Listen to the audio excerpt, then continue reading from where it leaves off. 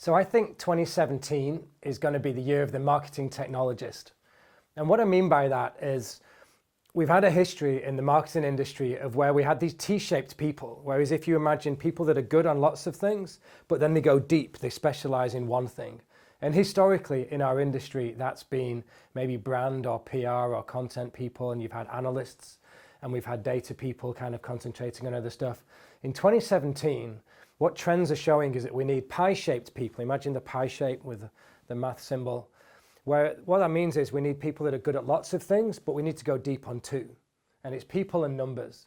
We need marketing people that can understand all the analytics and the data science and the coding side, but we also need the analytical marketers to be able to understand content and emotion and what drives a really compelling piece of content as well. So how do we create those fantastic, those emotional experiences? It's not just about data-driven marketing. And we've kind of got away with that for a long time. And some other marketers have got away with just doing emotional content for a long time, but not being able to measure it properly. So for me, that's the biggest shift in 2017. And I think it's going to be part of three main parts. This is what I see as the shifts in the industry. There's going to be a huge amount of changes next year. I'm a big believer that the world is going to change more over the next 2 years than it has over the last 20 in terms of consumer behavior. So let me give you 3 reasons why I think that is the case. I think the world is going to get really, really dark for marketing. And what I mean by that, there's 3 parts: dark social, dark marketing, and dark martech. So let me just give you the soundbite on what each one of those is. Dark social is really this idea that, first of all, consumers don't want to share their data as easily as they used to, and all the stuff that people used to put on public networks and forums and Facebook and Twitter and Instagram and blogs, people don't do that as much anymore. They shift a lot more into messaging apps like WeChat and Snapchat and WhatsApp and Line and CNOI on Facebook Messenger. Analysts that I've looked at are saying anywhere up to 80% of emotional content that people will share in 2017 is going to be taking place within a private messaging app. Music, TV, travel, film, sport, entertainment. It's going to be shared privately. So marketers aren't going to be able to measure that in the way that they used to, especially not with the old-fashioned social command centers we used to get. So that sense of everything moving to messaging apps is really dark social. It's dark because we can't see it. It makes it more important for brands to connect with customers in completely new ways. Also makes it more important to have a really valuable relationship with them, as opposed to just trying to get that click to get someone to buy something. So that's the first part, dark social. Dark data is a really interesting one. The amount of data that we're going to create next year is going to double. Forrester's saying that the digital universe is going to be 40 times bigger by 2020, which is an insane amount of data. And when you look at all of that data, 80% of it is unstructured.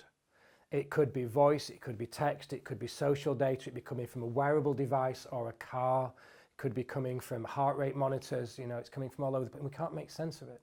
So when 80% of that data is unstructured, that's really what we mean by dark data.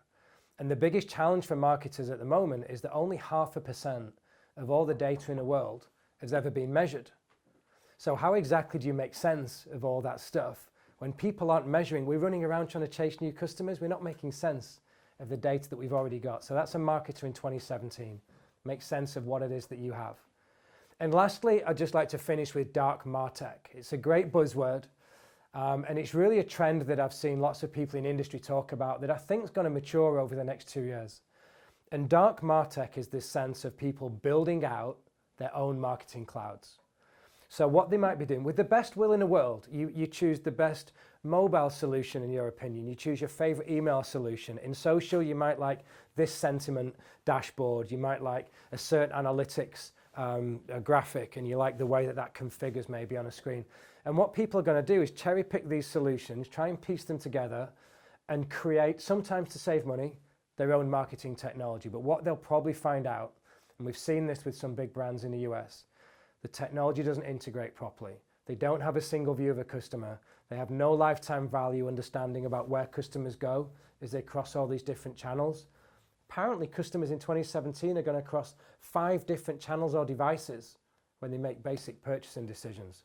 So it's more important than ever to understand customer journeys and where they go, but to provide those really valuable experiences. So my takeaway for any marketer really is make sure you buy the best technology that's trusted, that's a platform that's going to scale. Think big, start small, scale fast. But don't just leave it at technology. Make sure you spend enough of your time and enough of your money investing in people, in agencies and partners and in service people that can help you integrate this stuff inside your company and make sense of it. Because the big stat for next year that we're going to see, about 72% of CMOs are going to say their number one priority is understanding single view of a customer. So that's what we're all chasing. Good luck, and I wish you the best for 2017.